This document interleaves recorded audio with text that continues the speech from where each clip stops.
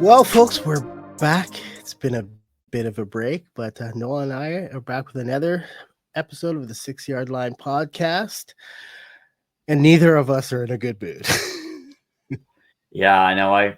It's funny because I was somebody messaged me the other day and it's like, "Hey, you haven't recorded for a couple of weeks." I'm like, "It's been an international break again, and there's not much news and there's not much to cover and there's not much to talk about." You know, and then sure enough, this weekend starts, and we all knew that the Ange Postecoglou sack was coming, and you know, well, 39 days in charge is a bit wild, but. Yeah, I guess that was kind of the breaking news from this week's games. I think it's the biggest thing that kind of started the weekend, right? Yeah, it is definitely. I mean, yeah, we could talk about results, but I don't really care much about the results. It's like it's all the drama going around both of our clubs that I think are more the talking points than the actual results. I mean, the results are a factor, of course, right? But it's all the everything that's going on around, since we're going to start with Forest, right? You just mentioned it. Marinakis fires Ange after 39 days in the position. And I'm sure there's a lot of people from the outside looking in and wondering, why did you bother hiring him in the first place? Yeah, I think that's a fair assumption. I think at the end of the day, when he announced it, it didn't go down well. I think if you watch my reaction to it on this channel, I think we did a short, right? And I was just like, Ange, really? Like I was so annoyed. And I think what he got very quickly was the sense that this didn't go down well with the fan base. I think he got that Yeah. very quickly that no one was brought in because at the end of the day, yes, he won with Spurs. Yes, he won the Europa League, but they were like 17th. They were so bad in the Premier League because everybody had figured him out and he hadn't changed.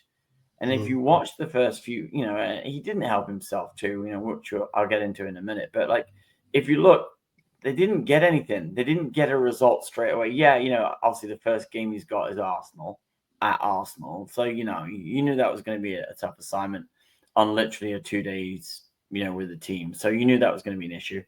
You then go to Swansea, you 2 up, and then you lose to Swansea. And I think the wheels at that point came off the bus. And then, then you start going into those games where, okay, you should be beating Burnley, you should be beating Sunderland, you should be beating in the Europa League. Like it's just Midlands. Those are the games when the people that were like me that were already like, I don't know why we hired him because he doesn't seem to be able to adapt and develop and to change. And at times I've said it on here, they played some nice football, but you lost. And at the end of the day, you've got to then go and figure that out and get results. However way you want to shake it or bake it, it wasn't a great experience. And I don't think everyone was behind him. And I don't really blame a lot of the Forest fan base.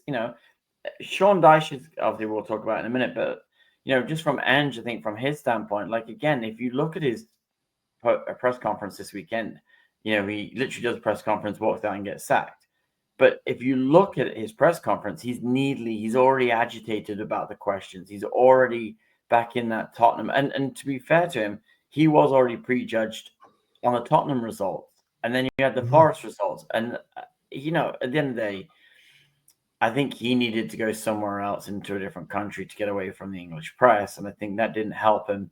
And there's a lot of negativity around him. And I think that ultimately the players didn't seem to be brought into what he was doing. They didn't seem to trust what he was doing. And you saw that on the pitch because, just a little bit on the game is, you look at that first half.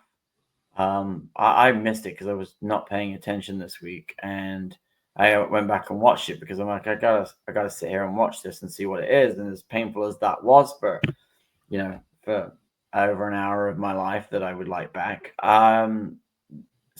Chelsea was there for the taking in that first half. Chelsea were abysmal, and you couldn't get a lead at home against that team. And then you knew as soon as Maresca went in at halftime, what was going to happen. He's gonna, yeah. They were gonna make changes and they were going to be better, and we weren't. And you take a defeat, but I just think Ange doesn't have the demeanor for what it is. I think I think Marinakis realized his mistakes, and look, you know what? It's his money, his mistake. You know, people don't like the fact that he sacked him, didn't give him time. But at the end of the day, if you get the vibe from your fan base, you get the vibe within the club that it's not right, you got to fix your mistake. And 39 days is going to be a couple $1 million mistake for him. Yeah.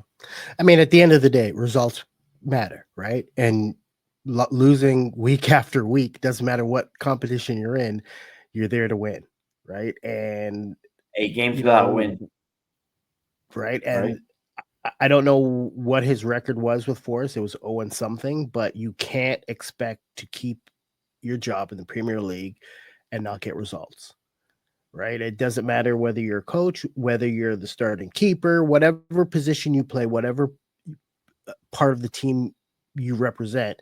If you're not producing results in your role, in your position, someone's going to come in and take that position. And it is, does it from the outside looking in, is it a, can we say it's a bit of a joke, or does it make it look like a laughing stock? Yeah, of course it does, right? Yeah. I feel it as, I know exactly what that feels like when you kind of feel like your team should be performing at this level, but all you see is them performing like they're a bottom feeder team. And that's not what your club is about. So I can only imagine the frustration from the Forest fan base. But at the end of the day, results matter. So now that you have Sean Dyche, what he brings to the table in the sense of his style of play, he's simple. He's not trying to overcomplicate things. Do you think his style will fit with the kind of players you guys have? Yeah, he's very much like Nuno, right? In terms of he's solid first, and then he will play. And at the end of the day, look, this guy. If you look at the way he plays, it is very similar to Nuno. I know people, are saying, "Oh, Sean Dyche, she's a long ball merchant," and I think it's a bit of a disrespect because I don't think it necessarily is. I think if you look at that Burnley team, he took Burnley into Europe. And I was saying that the other day to somebody else because somebody else was giving me grief about it. And they're like, "Oh, Sean Dyche was terrible at Everton." And I'm like, I'm like, how can you say that? Everton are were potless. They've got no money, no players there, no income. The owner was that Usmanov guy that was cooking the books. They were completely bankrupt. They were selling anyone that was worth any money. And then his team was just made up of everybody else that nobody wanted. And, he got, them to stay up in the Premier League twice when they probably should have gone down. You take what he did with Burnley for 10 years and, took Burnley to Europe, finishing 7th, which is not too dissimilar to what Nuno did with Forest last year.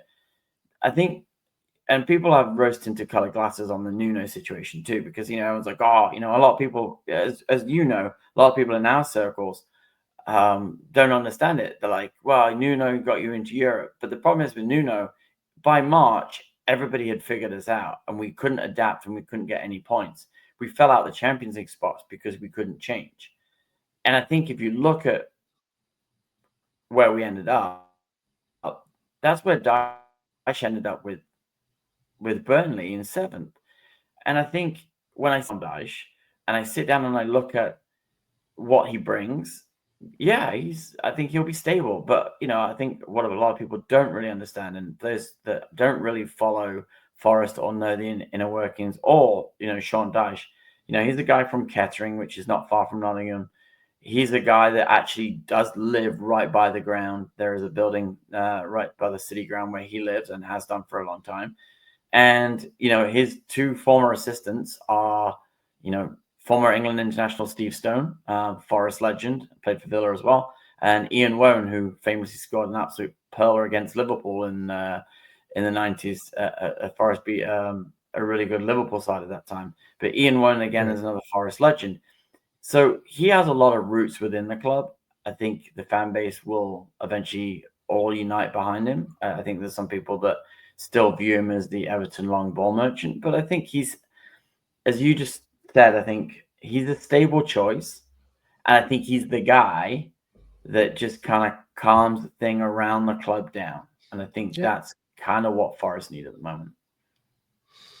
Yeah, I think they need somebody that can come in and rally the troops, settle the ship, and in many ways kind of ease the pressure off of Marinakis because, he's got a big target on his back with everything that all the changes that have happened over the past few months.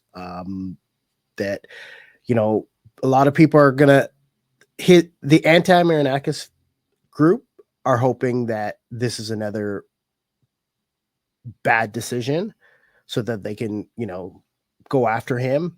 And then the real loyal fans are going to be like, all right, you know what? We're going to back this and we're going to support this and we're going to support the club simply because they also believe in what Marinakis has done to this club since he's taken over. Right. So you're going to have two sides, I think, when it comes to what's happening right now. And this is more from the outside looking in. But only time will tell. Right. Yeah, you know what? When they hired Nuno, I was skeptical, right? When they hired Ange, I wasn't skeptical. I knew exactly. I thought he was terrible. With Sean Dyche, I'm neutral. Like would I liked Mancini? Would I have liked Marco Silva? I think so, yeah.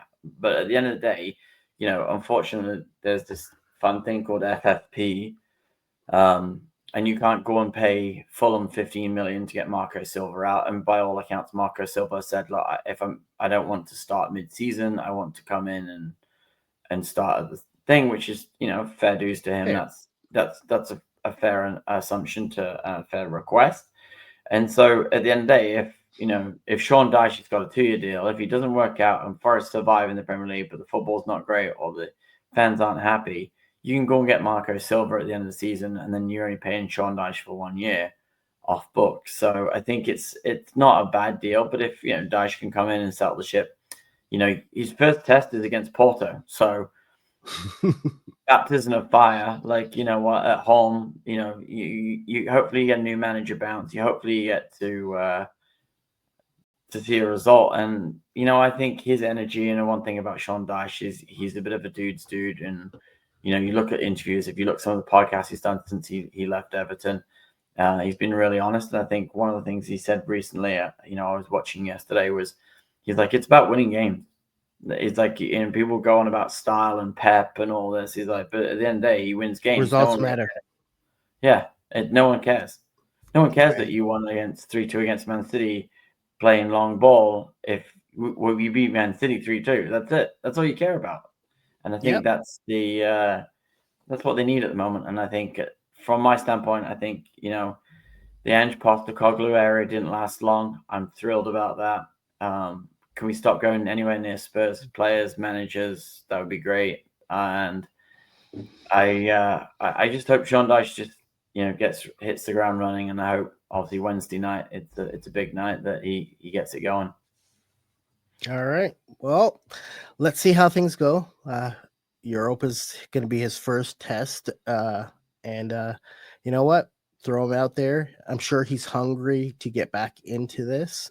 For me, I think what matters more is the Premier League, riding the ship in the Premier League to get you guys more stable and secure your position. Because let's be real, right now you're not in a nice spot when you're looking at the standings. You're too close to that relegation zone, and you need to start getting some points. So that's probably priority number one. But if you can pick up a result, this week, midweek, that only helps with the momentum and the vibes around the ground and the club. So especially after a 3-0 loss to Chelsea over the weekend, you kind of need some positives. Absolutely. And I think that's kind of just where we're at right now. So I think, again, stabilizing, just stay in the Premier League, keep your stuff together, and whatever Europa brings, that Europa brings. But for the most part, I think it's just a case of let's just get the Premier League set out, because I don't think the Premier League is going to be like last year, where you've got 2 teams that are absolutely garbage that are miles off it. So I think you're going to have to be on your game.